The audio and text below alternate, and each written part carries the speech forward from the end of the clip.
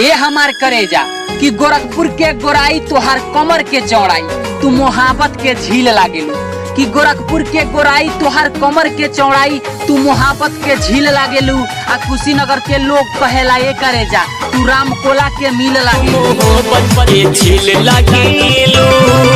रामकोला के मिल लागेलू। ए हमार करेजा कि बड़ी ढेर दिन पर खुलल बा लॉकडाउन सगरो बजरिया में बड़ा पैसा पेश बा कि बड़ी ढेर दिन पर खुलल बा लॉकडाउन सगरो बजरिया में बड़ा पैसा पेश बा कि तोहरी घरवा के चक्कर ना लगाई करेजा तोहरे गौवा में बड़ा कोरोना केस बा।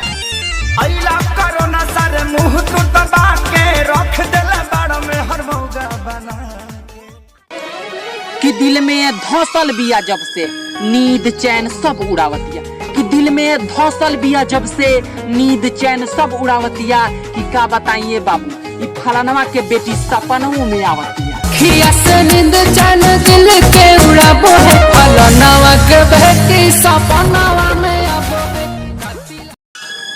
ए हमार करेजा कि छुअला पो अगर आलू दहिया अब ना तोहरा पजरी आई कि छुअला पो अगर आलू दहिया अब ना तोहरा पजरी आई अपना जवानी के अचार डोलिया एक करेजा अब की माल हम लंदन से लवंडिया लंदन से लाएंगे